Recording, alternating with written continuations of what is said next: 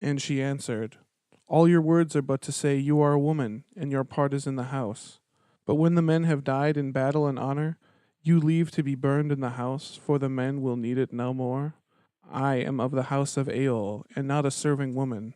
I can ride and wield blade, and I do not fear either pain or death." "What do you fear, lady?" he asked. "A cage," she said.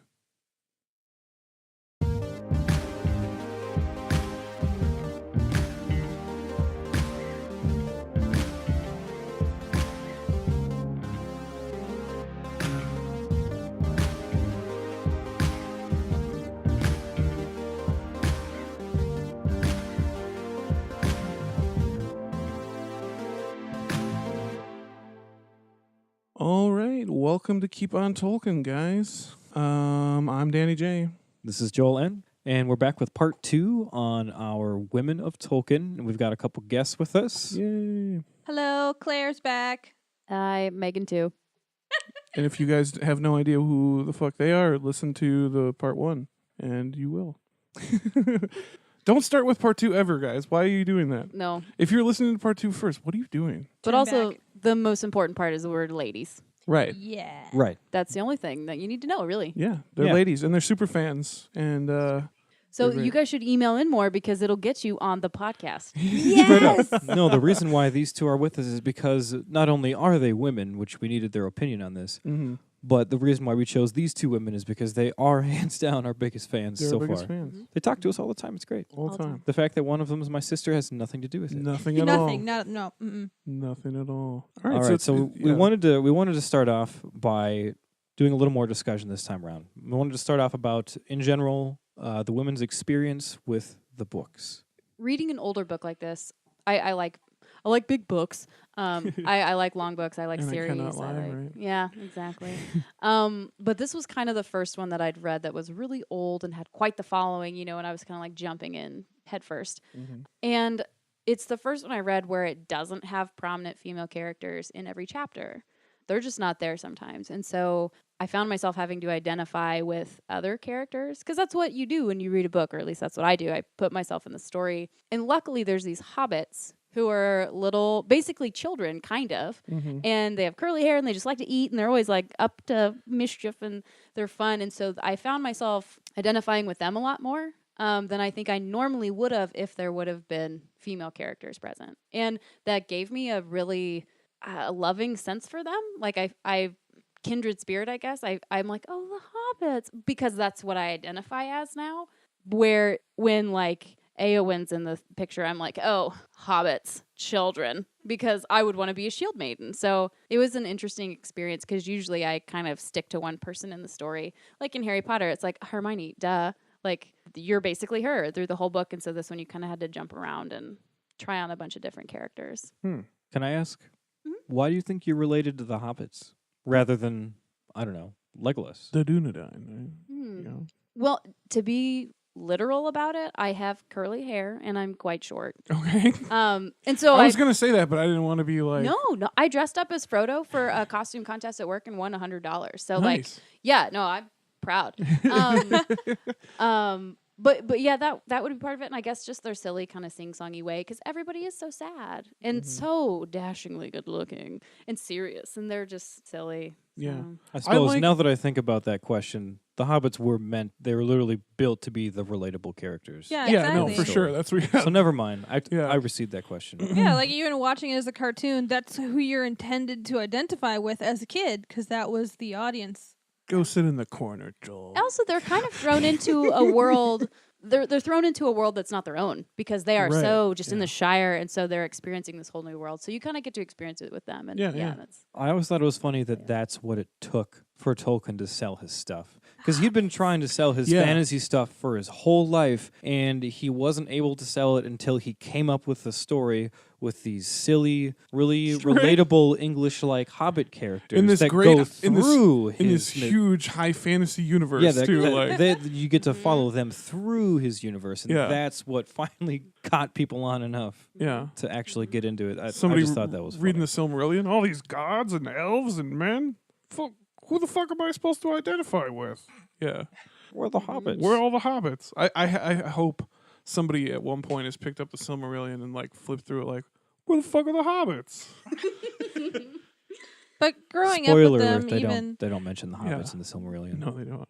even as a kid, like I just enjoyed it with the hobbits. But then as an adult and reading the Silmarillion, like it really means a lot to you when you do encounter those females. At least it did for me. Like it meant a lot, and so I wanted to hang on to those characters more. But they, like we said, Galadriel kind of parks herself throughout the entire first age, and she's gone, and we get little glimpses of a few here and there, but it's really not their story.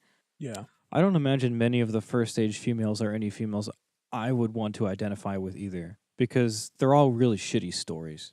Like, they're really sad. Aside from Luthien, all the stories are really... I wouldn't want to identify with Nino. I wouldn't want to identify with Morwen. I wouldn't want to have to be Idril or Elwing. I don't know. But maybe that's just me.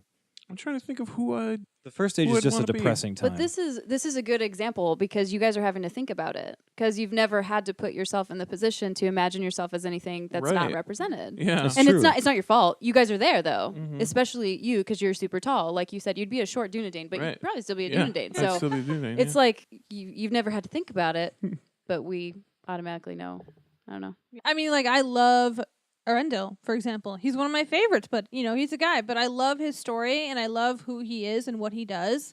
But I still like him. The fact that he's male doesn't deter that at all. But it'd be really cool to see some more ladies who had a similar role where they kind of grow along with their quest and they change and they become wiser. Or they have something that challenges them and they overcome it. So just a female character with more character development. Yeah. So like a two-dimensional character. Well, even just a character, I mean, she doesn't even have to have a backstory or anything. Like, Legolas could have been female because Legolas doesn't do shit. Right. Like, he's just there. Right. And so it's like, well, why didn't, just for visibility's sake, why couldn't he have been a female elf? And then we could have bitched about how he had no character arc and all that stuff. But at least they're there. For throwaway characters, okay, he's not a throwaway character, but you know what I mean? For someone who doesn't have this profound part in the story, it's like, well, why didn't you just make them female? Yeah, no ladies in the Fellowship. So are you giving him props for not having made those people female? No. Oh. Because I think it's I all thought about... you were arguing that he would have made more wasteful female characters. Well, that's what I'm saying. You really can't please me because then if Legolas would have still kept on being just kind of a there even if he character. was a female, he was still just a there he character. Was there, but at least he was a female character. We're talking like a female character on par with Turin or something like that. Let me pose a question. Okay. I don't know, maybe I just want to play devil's advocate. Would you be more pleased with a story that had a lot of nothing, doesn't say much, side characters that were females, but the main characters were males? Or would you rather have a story that had one female character in the whole story, but she was an extremely well-developed character?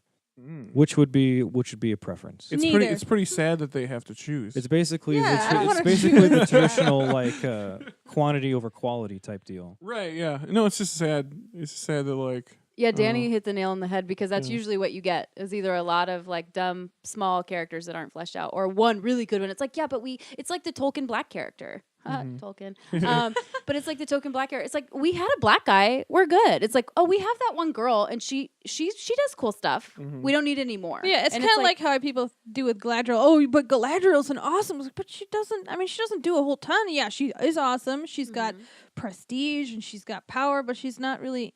she doesn't have an arc, I guess. I think I would rather have more minor characters just littered about and then have the main characters be male. I'm kind of fine with that. It's just a visibility thing, Okay. personally.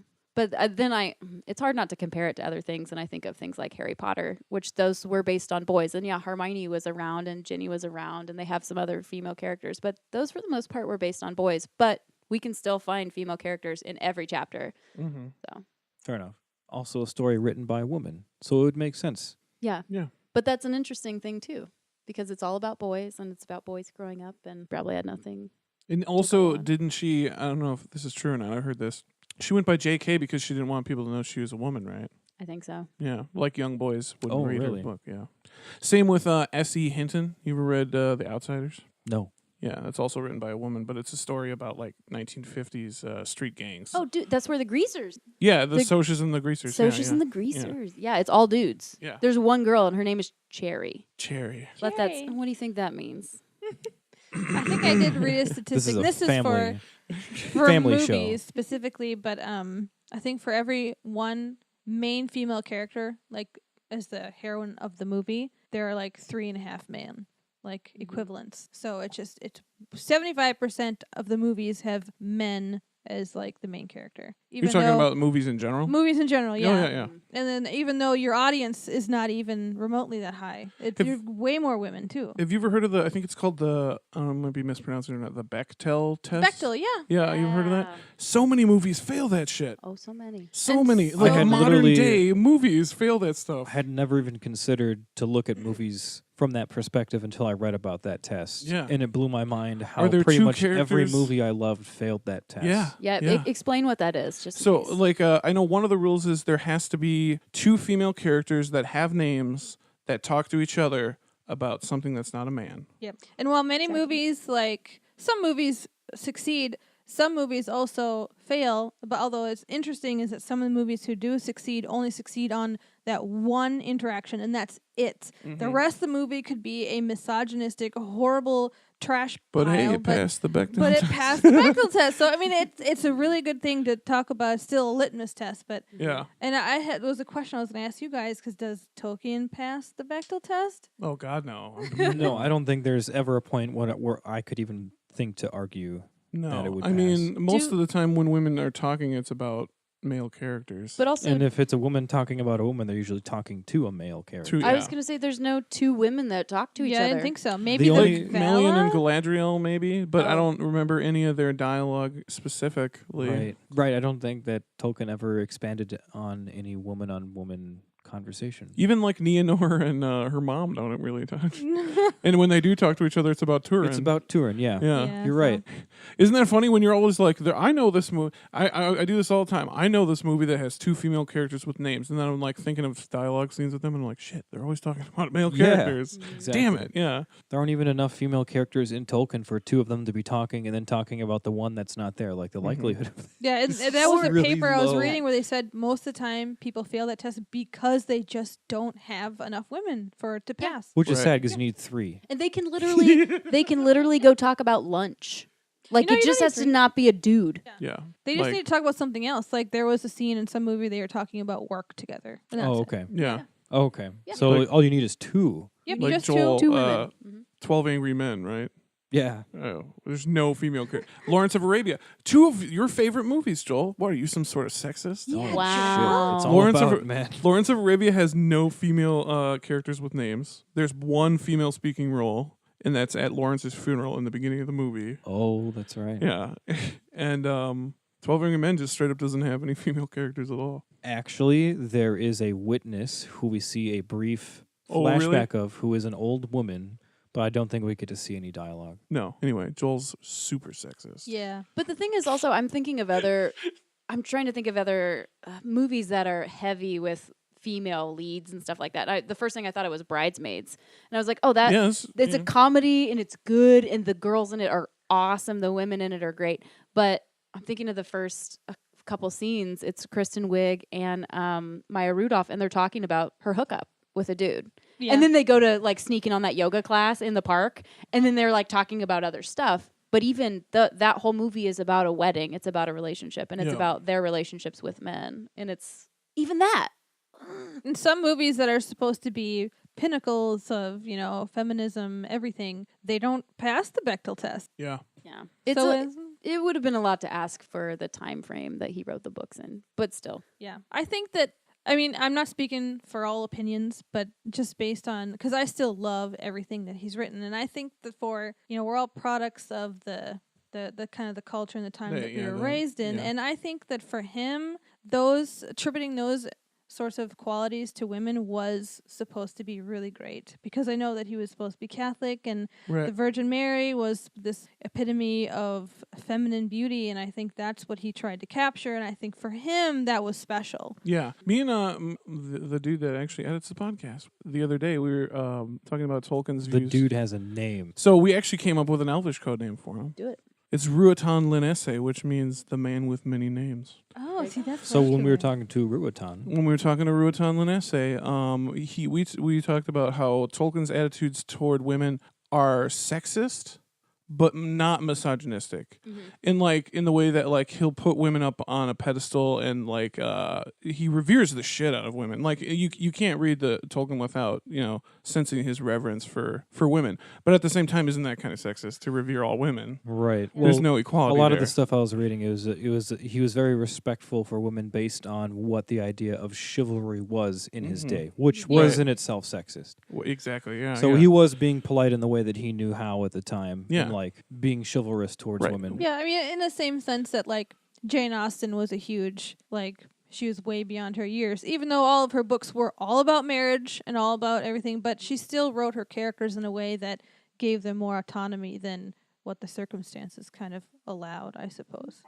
I guess it would be a lot to ask for anything more than what he gave, because like you're saying, it wasn't misogynistic. It was very respectful and in a good light. And I think being women of the 21st century, we're just like, well, I stink and I fart and I Right. I run around, and so you're like, well, why am I not represented? But then if he depicted women as these like smelly, nasty, like unrefined characters, I would be like, excuse me, How I sexist, am a yeah. queen. Like, yeah. So I feel like it would have been a lot to ask, but I think the best way to do it is just show everything, right? Yeah. Show all colors and all types, and that's why I like Shelob, because she's the one lady who's she's evil and no explanation. She's Yeah. evil and she knows it. She's evil and she knows it. So while we're actually on the subject of some characters again, I want to pose another question. How do you think that Peter Jackson did adapting the female characters from the books to the movies? Well, yeah, he expanded on Arwen, gave her a lot more identity than she did in the book. And I think I had mentioned in the previous episode that I feel like Arwen was essentially the same, which was good because she kept that, her own identity. Yeah, I was happy with what he did with her in the movies compared to the books. I was very disappointed in the books. So I think that because he took out, was it Glorfindel? Glorfindel. He took out Glorfindel, and if you're going to take him out, do it to bolster another main character. Right. I'm glad that they cut out Glorfindel for a good reason. Right. At least it wasn't just a least. throwaway Yeah. other unnamed elf. You know, that's 'cause how I feel. That about would be it. a travesty. I get it that they were trying to give Arwen more of a part, and to introduce Glorfindel would have just been awkward anyway because he doesn't have much to do with. Right, it's like the Tom Anything. Bombadil. Yeah. Yeah. Yeah. Yep. Galadriel, I thought was spot on. Hell yeah. Kate Blanchett was great. Everything was as I expected. Kate Blanchett is Galadriel, as far She as I'm is. concerned. Yeah. There's two characters like Gandalf and Galadriel. Like Ian McKellen is Gandalf. Yeah. Right. Where does the Galadriel actor is- start and the is- character end? I don't know. Exactly. Yeah. Exactly. He's not even that good of an actor. He just gets on stage and does it like himself. And it's everyone eats it up. Yeah. Yeah. Works. And it's funny because I've seen quite a few Kate Blanchett movies, and I'm a pretty big fan of hers outside of Lord of the Rings. Yeah. But if I ever met her, I would just be like, Galadriel. Like, speak to her as what the Elen Sela Lumen Omen Tielvo, a star shines on the hour of our meeting, right? Speak to her in Quenya. Butter her up. That's how you meet Kate Blanchett. Flash her your ring of bear here. Yeah. Got your brother's ring right here. I don't know if she knew what she was signing up for when she took that role. No, I doubt it. Yeah. No. I thought Eowyn was great. I especially enjoyed the extended editions when you see a little bit more interaction with her and Aragorn, because she makes him soup and it's really bad. It's Yeah. gross. I It's love really- that scene, yeah. Because she's not a homemaker and she's like, I don't know, Yeah. here's some soup. Yeah. And I love that scene too, because not only that, that's the scene where the only mention of Aragorn being a Dunedain is in that scene. And you find out his age. Yeah, and you find out he's 87 years old. That Yeah. that scene is exactly how I was able to get that last Yeah, trivia question. at trivia, Joel clenched in one-on-one. He clenched trivia night at a local to break the tie. Yeah, at a local what was it? Wandering North Distillery, right? Check them out, Yep. guys. It was a cool place. And I would have totally bombed. I had no idea that I was walking up to do trivia because if I had known that, we would have sent Danny up there. But I got up there because I thought we were just going up to like accept a tie award. Yeah, I that's what I thought, too. I didn't know that they were going to go for then like they a were like tiebreaker. face off. I hope they sent their dumbest person up there. That's what I hope. They're like, you, Jeremy, go get it. Jeremy's a dumbass. He's Damn it, like, Jeremy. Yeah. Yeah, so I stood up in front of entire trivia night thinking I'm like accepting something. Then they're like tiebreaker question, and then me and Danny just made eye contact, and I was like, "Oh shit!" And then they're like, "What was the age of Aragorn when he first met Frodo?" And then this scene pops in my mind, and she's like, "70? Oh, you cannot be 80." And then he's like, 87. That's exactly what popped into my head. Mm-hmm. Yeah, and it won us that trivia competition. Yeah. I was going to kick Joel in the balls if he didn't get that question right. Well, because they weren't even asking you to be accurate. They were just it was asking just a whoever would ballpark, be yeah. closest. Yeah, whoever would be Wow. closest. And Joel got it right on, man. You should have just replayed that dialogue that you just did for us in the accent as our Eowyn, and then For the entire distillery. yes, The entire trivia night crowd. yes, that would have got Yeah, you. you so do the much. A1 and then me across the room. 87. I'm 87. Um, You're one of the Dunedain. okay, to get back to it, Yeah. how do you feel about Tariel? Oh, Who? please. Yeah, that's Please. the right answer. She was the added gal in The Hobbit. Oh yeah. Yep. I could And- never remember her Oh, name I'm either. Tariel. Oh, did you say who? I was like, who? Who? Me and Claire are okay. related. Neither of us can remember her name. Because they did a whole episode about that. Well, it was the first couple, right? And how they would never get together. Her and that, was it Keely or Feely? Keely. would Yeah. never The get dwarf, together and all yeah. this stuff. But just her as a character. What do you think? I mean, it put me on the spot. I didn't get Sorry. to think about this on before. But I mean, Peter Jackson's done such a good job in Lord of the Rings with kind of bolstering up the female presence in a nice way. You'd But think. then he adds this fake character, and her only contribution is her love triangle. Mhm. I'm just kind of like, well, That's my thing with it, because I see what he was trying to do. And a lot of people are like, oh, he shouldn't have added anybody in, blah, blah, blah, state. And I'm like, no. This is because there are no women in that one. So he was trying to add somebody in. And then he completely undercut himself by making her a love interest and nothing more. She was a captain Yeah. of the guard. She was this badass who was doing her own thing. And like, just make her a captain of the guard who like helps out Legolas and is doing her own thing. Like, make her asexual for all I care. Yeah. But instead, they gave her this love triangle, and that was what I think everybody hated about it. Yeah. I don't think there's anything wrong with the idea of the character, and I think the casting was great. Mhm. But yeah, they butchered it. Totally. And she even requested, I heard, because she was in a very famous love triangle from Lost, Yeah. and she got a lot of hate mail from it. And so she said, I'll be in this, but don't put me in a love triangle. And they did it exactly again. And she was like, really? Because now I'm just the girl who's always in a love triangle. And this might be, I don't know, at least among us Tolkieneers, this might be the most hated love triangle of all time. It's stupid. It's so It's horrible. it's to say Hank Hill, it's asinine is what it is. So on the subject of the characters, what's everyone's favorite female character? Luthien, hands down. Shelob. Oh, that's right. I just love Luthien. It's so pretty, and I just love reading that story. And I don't know, it was just so poetic to me. And You should really I you should actually liked how read some of badass she the lay of Luthien. It's kind of long, but Yeah. if you read some of the excerpts from it, it's just super gorgeous. I think you dig it a lot. yeah, I just like. I think the scenes he describes of her using her power, and then her in the halls of Mando singing, just like made me bawl like a baby. And I just really liked it. Yeah. I mean, aside from my misgivings of her character in general, I still like her a lot. Yeah. Oh yeah.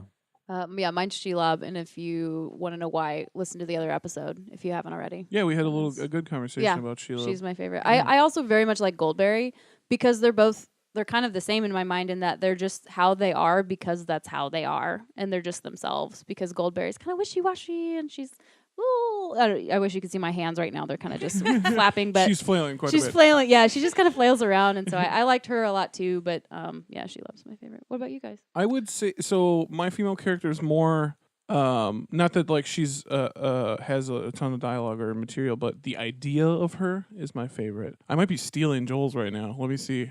Nienna. Oh no, that's not who I was going to say. Oh, cool! I didn't steal it from him. I was certain I was going to steal his. Nienna, the Vala of sorrow and grief. She's the one that constantly weeps for all the sorrow in the world. Me and Joel actually, when terrible things happen in our real life, we actually say to each other, "Nienna weeps." Like, Wow. yeah. But yeah, I love Nienna. I love that she suffers for everybody, essentially. And that all the terrible things, just so you know, every time something terrible's happened, there's somebody crying about it. And she's always there for us. And one of the not so cool things she does is she lets Melkor out, remember? Yeah, well, she argues for his release. Yeah, she like John Adams defending the Boston Massacre troops. She defends him for whatever reason because she sees it to be the right thing to do. I mean, you can argue that maybe it was the right thing to do. Was it, Joel? Maybe all the people that died in the War of Wrath would argue that I it didn't wasn't. say it was the smart thing to do. A lot of people died, Joel. Let's keep it serious, right? So I'm kind of torn on my favorite female character. It's kind of between Luthien and Galadriel. Yeah. Because I really like Luthien and I really like Melian also. Melion's awesome. Originally, I was thinking between the two of them, but Galadriel is essentially Melian 2.0 for like the Third Age stuff, yeah. and there's just more material on Galadriel. I really like her character. Mm-hmm. She's deep into it all, and she has a hand in a few things. But Luthien's also just badass as hell. Like Copycat. Yeah, like we said, like I said in the last episode, she's definitely the bravest character in all of Tolkien. yeah, she like we said, she single-handedly takes down Melkor. She's one of the only ones to do that outside of Ungoliant. And all his minions, too. She's just like, move aside. The entire throne room, she dances them all to fucking sleep, and he falls right off his throne. She went to Angband down into his throne room in front of him and put him to sleep. In a bat suit. Yeah, in a bat suit, wearing the skin of one of his other thralls. And I put him love, to sleep, and his entire throne room, took his crown and pried his Silmaril out and just dipped. I feel like this is just a lesson to all ladies. Like, go get yourself a bat suit. Yes. Don't underestimate it. Don't underestimate yourself wearing the bat suit. You don't need to carry a tune. Just sell Just it. start Just screaming and, people might fall over. Who knows? Yeah, I love that scene. It's so great. I love when she's like, "I've come to dance for you. Surely even a dark lord such as yourself must need dancing." And he's like, "Not really." Yeah, no, in that I love the entire But go for it. the entire part of the story that takes place from them getting to Angband to them leaving Angband is awesome because we never really see any stories of what it's like when people are in the evil lord's lair. Yeah, and they went to the biggest of the evil lords to his main lair down where he is, and they describe the descent as just being super spooky and creepy. Spooky. Yeah. Well, doesn't she kind of like, they get down there and she's like, oh shit, we're going to die. So might as well try this. Is that kind of how it goes? Or did she plan on doing that from the get-go? They were kind of flying by the seam of their pants. Okay. I think they had some idea. Because that's cool, too. She had made that cloak of sleeping and all She that made it stuff, but originally to get out. To leave where she was originally trapped. And then she was probably like, "This is part of the story. This is hella useful." Yeah, but they made it all the way down to this spooky place, and they actually describe all of it. And then they get down there, and she's dancing in front of Melkor, and like Danny said, she tries to play it off as, "Oh,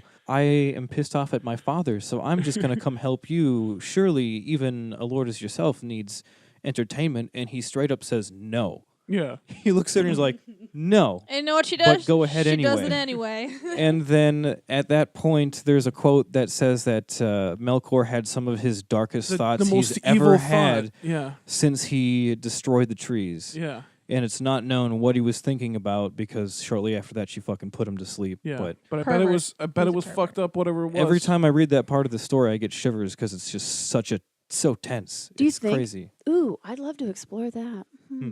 Let's unpack it. Okay. Because because when you are just now talking about it, I'm like, oh, maybe it's because she deliberately disobeyed him. He's like, no, I don't need you. And then she dances anyway. And if I were used to being all powerful and mighty, I would be like, oh, this bitch is gonna fry. I would be so mad that somebody just deliberately disobeyed me in front of all my friends. Yeah. But then it could also be in a I should sexy state nature. that it actually wasn't a disobeyment. He told her to go ahead. Yeah, he was like, okay. knock yourself out. Yeah, she was like, I'm sure even you evil lords down here need some sort of entertainment and dance, and he's like, no, we don't. But go ahead. Oh, okay. That's different. Yeah, then 'cause it he's is a little just- creepier then. It's just a statement of we'll watch you. Yeah, he's just so fucking evil. He's like, no, we don't need any fucking entertainment down here. Oh, but he's probably just rubbing his stomach the whole time. That's what Keep on I don't know. dancing. I don't know. I think he would have a six pack. I always think really evil people He's are just cut, kind of yeah. scrawny and like spidery. Well, wasn't he like huge? Yeah, they say I guess like it depends on what form he took. yeah. Yes, he was huge. Yes. I was trying to think of a joke, but I couldn't. Can't I mean, follow like, a joke he's like like that. 12 feet tall Yeah. or something like that. He's supposed to be massive. Yeah. Yeah, anywhere from like 12 to 20 feet tall, probably. Somewhere, I mean, because we decided that the crown was too heavy to carry, right? That's what we Plus decided. Yeah, Decided. because he's Keep on massive. Tolkien podcast decided in that episode Yeah. that the crown was too heavy to carry, that they didn't just take all three of them. Mhm. So I have something that I noticed, Okay. and I don't know if it's super relevant, but it was kind of the feminine experience. As I mentioned before in the first episode, I was part of a feminine Tolkien book club, and really fun. But we were reading this book. We finished it last year, and so we were reading it in 2016 and 17. And around the time that the Ents march on Isengard, that was right after the Women's March, and it was Oh, really? incredibly profound to That me. time's up. It Good. was perfect. And so and it was funny too, I should mention this book club was 4 women around like mid-20s, all kind of from the Midwest, and we all have we have the same education level. So we thought we would line up on a lot of things. And it was so incredible how many different things people can pull from the text. And we are like people from the same background. You know what I mean? It was cool. Everybody should do a book club, especially feminist book club. But anyway, so afterwards I said, well, did anybody else think of this? And they're like, oh my God, no. And I said, well, it just seems so prominent because not only do they're all of a sudden, they make kind of a snappy decision and they're like, nobody else is going to do this for us. So we're just going to fucking do it. And then they start marching and so many trees show up. And I remember going to that march and thinking like, oh, this will be like just this little thing. And we showed up and I was like, this is a movement. It was powerful. And then even more so, they're going to march on Saruman, and he used to come to the forest and talk to them, and now he has betrayed them and cut down their peers and the trees that they love. And it was the whole Women's March was based on, there was somebody who we thought was our champion and was caring for people who were underrepresented, and then there was somebody replacing that person who was going to take all that away. And so it really resonated with me, and It's funny too, because like you said, the march of women versus the march of the Ents. It's kind of one of those moments when like you didn't realize how many angry trees there were until they were marching down the street. You know what I mean? Like you also didn't notice how many angry women there were until they were marching down the street in all the major cities in the country. You know, yeah. So many Ents. So many Ents. yeah. And they're overlooked. Both Ents, like trees and women, are overlooked in society, right? Yeah. And I think that's when you done fucked up is when it's like, oh, the trees are marching against you. It's like we got moms out here with their double strollers and they're like, fuck you. Yeah. That's when you The know hidden you did it. They skipped yoga to be here. Like, The hidden power has been awoken. Yeah. So there's a really cool part of the Two Towers that I like where right after the Battle of Helm's Deep, it's really cool because they talk about the Huorns. The Huorns, yeah. The Huorns come unlooked for because Gandalf bid them to. And not only did they just win this massive assault that they thought they were going to lose, but all of the orcs that fled to run away ran into the woods, and the Huorns killed every last one of them and then took their They bodies took the and left. bodies, yeah. Yeah, that the Yeah, part we talk about That's that. creepy. It's the The Aragorn fact- episode. yeah. We take a minute to talk about the fact like, that they took all of the bodies and then just left. Like they thought that they were about to get destroyed by this massive army, and then all of a sudden the Huorn show up, kill all of them, take their bodies, and leave. And you're like, what the fuck was that? We didn't even know trees could walk, let To alone to steal- nature they shall return. Right. Man, when Yavanna really wanted to defend nature, Yeah. she was fucking serious. Yeah, man. She delivered. Yeah, for real though. so can I read a little excerpt from the Ents that was the just the cherry on top? Yeah. Treebeard says, but if we stayed at home and did nothing, doom would find us anyway, sooner or later. That thought has long been growing in our hearts, and that is why we are marching now. It was not a hasty resolve. And that's also like poignant about the Women's March was like, this was a long time coming that we Right. There was a Yeah. lot of build it up just to that. took seeing a forest of our peers being cut down for us to be like, okay, we're gonna just do this. Yeah. And that's anyway. This That has was gotta That's happen. that moment. Yeah. That. yeah, aha moment. What do they say? Gandalf says the like what does he say? Pippin and Merry are like small stones that begin an avalanche, right? Yeah. It's like that moment. Those That's small one of the- stones that start an avalanche. The best things about finding an awesome book is when it hits you that on such a personal level. I Mhm. think that's awesome. Yeah, and I don't know if I would have noticed it if it wouldn't have just happened like the week before. Timed up like that. Yeah, but That's it was really cool. Ooh man, the stars aligned. Oh man, when the story starts to become your life, Right? Yeah. that's when you get into it. Okay, so on the list of characters that I had, there are a few that were not on my honorable mentions. Ones that I thought deserved more discussion would be Idril and Elwing from the first Yes. age. Idril being Tuor's wife, but also The mother of She- Eärendil, right? yep, and she Turgon's was daughter. one of the royalty in Gondolin, and she was the one who set up that tunnel because what did she have like a not a premonition but kind of a feeling that something wasn't Yeah, right. because that was when Turgon had accepted the like the new way of things when he was like, we're gonna shut ourselves inside here, nobody's coming in or out. And she was like, well, that means if somebody gets in, this is a death trap. Like we're all gonna die here. Yeah. Right. And you also So- got to think that Idril's husband, Tuor, his whole destiny, his whole purpose for getting to Gondolin was to give them the warning that, message. That message, the warning It's message. time to go Yeah. because this is going to fall. And then that's when the king has this prideful moment. He's like, nah, we're just going to We're gonna batten hole out down here. Yeah. and hold up here. And I'm pretty sure that's where Idril knew that, hey, we should Mhm. leave. Again, women being the smartest people in the room at times. Oh, yeah. In the movie or in the book. But she's awesome because she, she has the foresight for that, Mhm. and she helps lead the exiles to safety afterwards too. Yeah, she's the one that leads them through her hidden paths out from, there was like a tunnel under their house or something that like led them out to the plains and then up into the mountains. And She does forget to bring baby Arendil's sword, though. can you really blame it on her? Listen, she forgot it in the diaper bag. That's the whole the keep on Tolkien theory. Well, I suppose it's my theory. I don't know if Joel subscribes to it or not.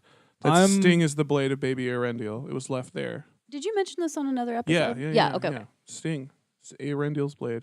And then Elwing, the other one, she after Dior had died, she took one of the Silmarils and protected it and escaped. So she is one of the reasons why Arendil got it in the first place because Right. she Yeah, brought it there. because they snuck it out of Doriath. Yep. And then she She's was like the one Sam's who one of the ring bearers. when they like sacked the little waterside village the exiles were at. The havens of Syrian. Yes. Yeah. She flew to him. I think wasn't it the Silmaril who kind of kept her together and alive? Well, and because she threw herself, into the ocean with it, and so she yeah. helped him. And then again, she's still a helping character, but I still think she's cool. And they sail to Valinor together. Yeah, that's Yeah, I suppose she is one of the only human women.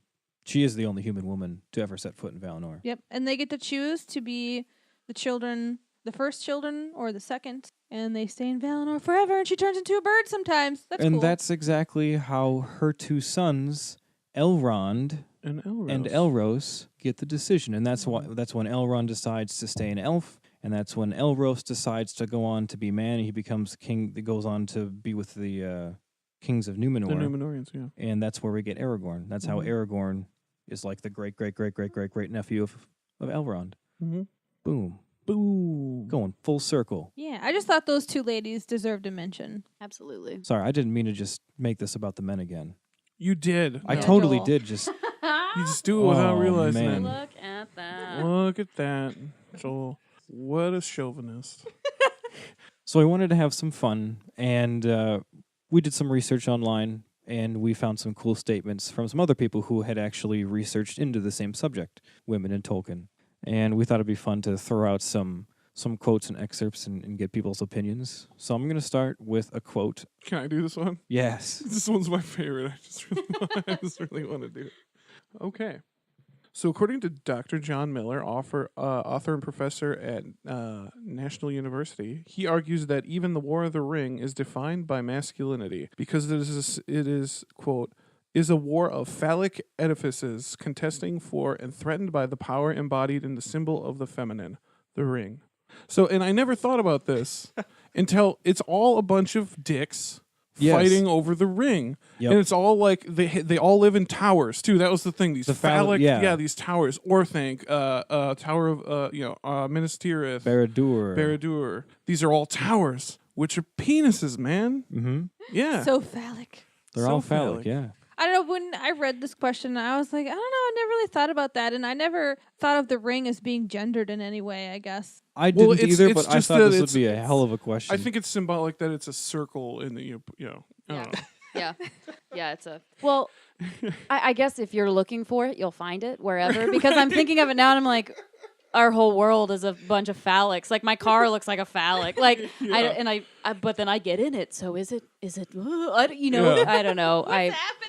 Yeah, I So kind you of. don't believe in the symbolism of seeing dicks No. everywhere. No, You I just don't poo-poo wanna- on this. I poo-poo on this 100%. Yeah, I felt the same way when I was thinking. I was even talking to my husband about it. I was like, I guess if you think about it on the most, like, I don't know. It's just men are But dick also- obsessed, man. But We're also, dick- and that's what it points me out. Like, are you just thinking about your dick all the time? Because technically, if their fingers, they're fighting over the ring, so their fingers are the dicks. I have 10 right here. and then So- two people get their dicks chopped off because of the ring. Yeah, Yeah. they're finger dicks. They're emasculated. So yeah, I don't know. I don't know if that really checks out. Galadriel also wants the ring. We saw that. She would assumingly wear it on her phallic On finger. her phallic finger. So I just, I yeah, think. this one I was like, I So, don't know. Dr. John Miller, the ladies disagree. I thought it was a fun little, I thought just it was a fun little way to look at the it Lord was of a the fun Rings. argument. Yeah. Okay, I would just say if you're looking for dicks, you'll find them. Yeah. Okay. Right, That's Come right. at me, Dr. Miller. What? Yeah. I guess this episode was all about pointing out everything but the dicks. Keep But- on Tolkien podcast at gmail.com, Dr. Miller. Hit us up. So another fun little quote by another professional. According to Professor Frederick McBride, who is a professor of political science at Georgia State University, Professor Frederick says, quote, Tolkien based more than one female character on his own veneration for the Virgin Mary, not the earthly, living mother of Jesus, but the distant yet matriarchal comfort of an interceding goddess. For examples, he went into the heroines of Arwen, Galadriel, Goldberry. They all possess wisdom, power, and a status that is not diminished by their respect for their husbands. Also goes into Arwen and Galadriel are of the great elven descent, and Goldberry also possesses powers related to nature, and all three transcend boundaries between the material and spiritual world. Well, yeah. I mean, I think it's very typical to portray women as being. I mean, they'll have this prestige or they'll have this beauty. They'll have these really awesome, notable characteristics to them, but they still lack a key participation in the plot that's similar to their male counterparts. Or they'll participate in a way that treats them as a plot device or as a launching point to further the male and his own personal development. And one example I always think about, and I don't know, but it's with Tom Cruise and Emily Blunt in the movie Edge of Tomorrow, Love them. where Oh, okay, yeah. she's Edge of like Tomorrow's this fantastic. amazing guru. She's like super powerful, super knowledgeable, but her only role is to teach him so he can reach his full His potential. power, his greatness. Yeah. Yes, and so that's all she is. She's a tool, and that's how I see a lot of these women. Even though they're still great for their own reasons, but they're still like tools, I Yeah. suppose. Mm-hmm. I guess that one didn't bother me as much because she was the expert. I And was well, kinda she like, had done yeah. that. We just gonna start talking about Edge Yeah. of Tomorrow. Yeah. She, because she had done the whole thing at Mhm. Verdun, that, and she had like lost the power or Right. whatever, right? Well, and I think of it kind of like a what would that be, like a master and like the little grasshopper, like the learner, right? And we Sure. see that relationship can be flip flop too, because in Kill Bill, she's the student and there's a male master, and I don't know, that didn't bother me then either, but Mhm. I get what you're saying though. Yeah, but She's- typically the people who are in those roles would be a lot of times the women. They don't have the Right. same, I guess, because the men have like an arc. They have a Yes. rising and a falling, and they grow and they change as they go through the story. Whereas the woman is kind of just there to be like the stepping stone to get up there. Mm-hmm. So women are either trophies and something to propel you forward on your adventure, or they're stepping stones to also propel you forward on your adventure. Either way, use them up, right? Do it, yeah. That's terrible. But to channel the conversation a little bit, back to Professor Frederick's original statement. Would you guys agree that Tolkien based a lot of his female characters on his own veneration for Mary?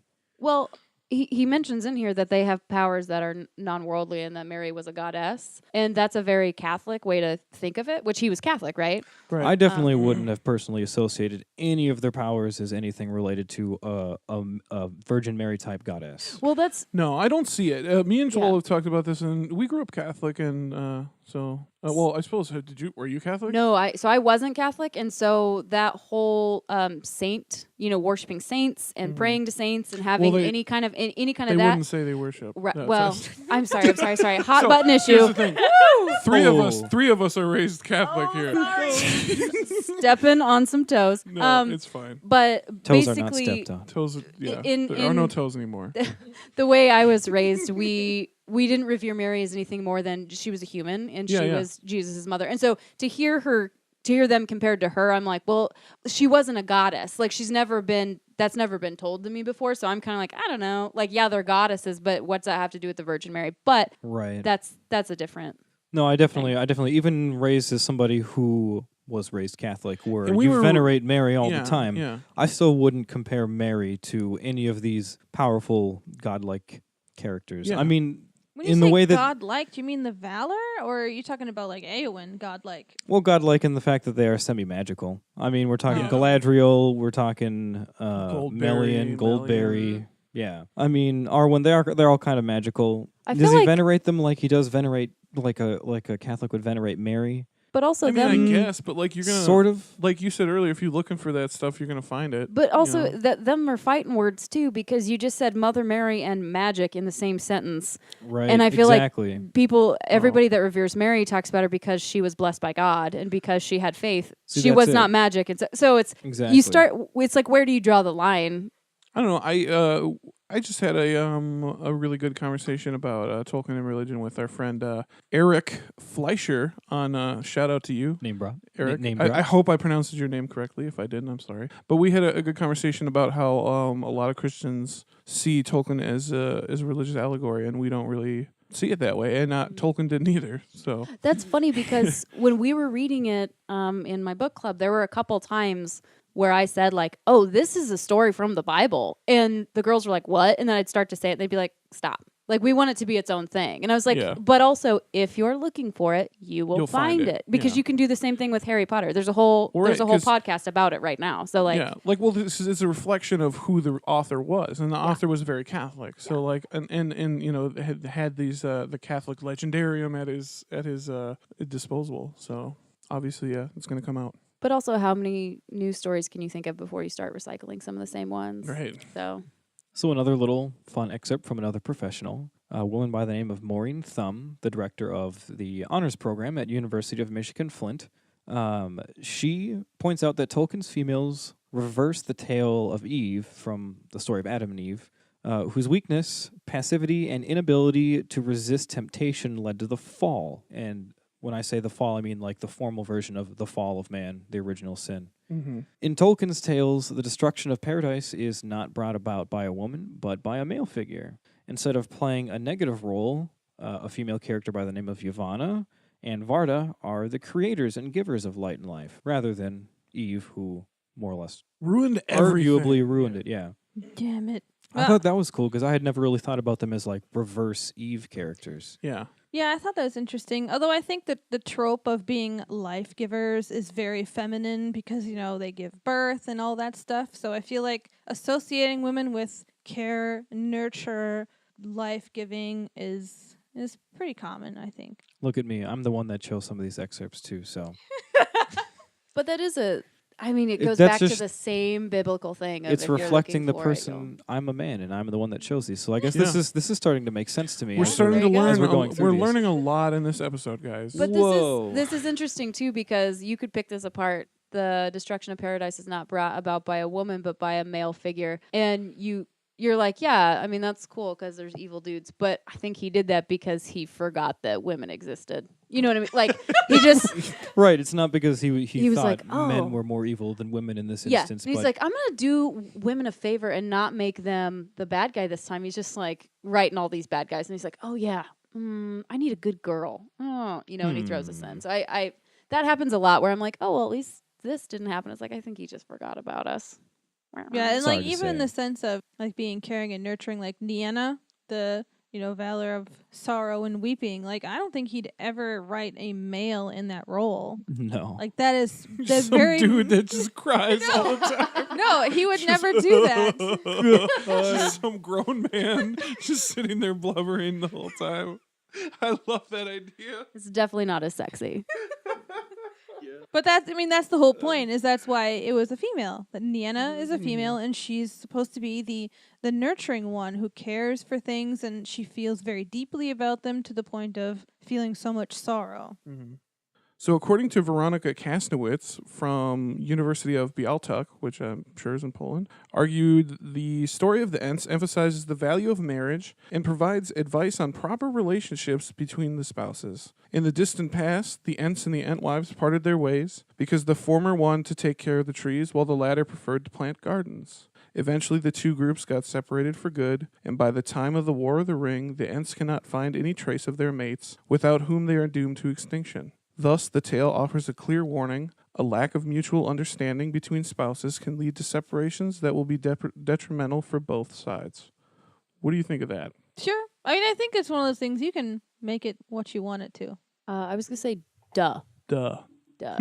Well, it's like, oh, if you don't stay in touch with your spouse, you're not gonna have a good marriage. And it's like that's every relationship in your life. If you don't foster it, nothing's gonna happen. So I mean, I guess it was at the point where the Ents just straight up lost their wives.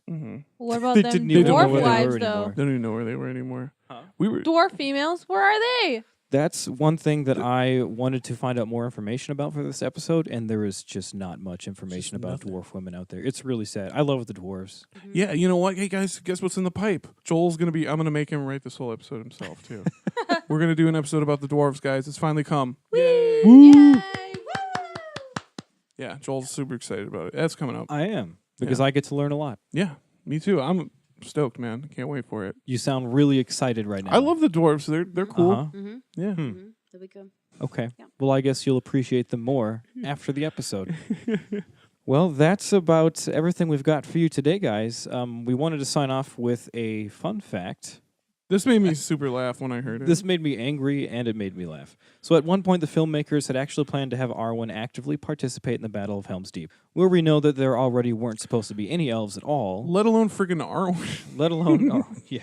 Like, while it would be cool to see Arwen kick some ass, there's, I don't know, have her show up at Pelennor Fields with her brothers. Wouldn't that be cool? What if that's what they should have done, is just had her ride with the Dunedain down south? That would have been Pass of the badass. Dead. Yeah. If anything, that's where I would imagine she would have been. Yeah. She's with her brothers and her soon her betrothed. Right. Yeah. Would have been cool to see her sing some songs like Luthien and take some peeps down. Oh, what if she put everybody to sleep? Yeah. And then she sent her water horses and then they all drowned. Ta-da. I wonder whatever happened to Luthien's cloak. I don't know, maybe it's some weird artifact somewhere. Maybe it's one of those lost artifacts that will turn up somewhere. Because, I Yeah. mean, they retired an Osirian, which is technically Survived. it's still around in the form of Lindon. Somebody could find that shit. I bet Círdan has it. That's what I was gonna say. He totally has Oh. that There's shit. any doubt, Círdan has it. Yeah, you're right. Yeah. He totally would probably be the keeper of something Stupid like that. question, Joel. Círdan, of course. Oh my god, I guess I'm just full of stupid questions today. Duh, motherfucker, duh. Jesus.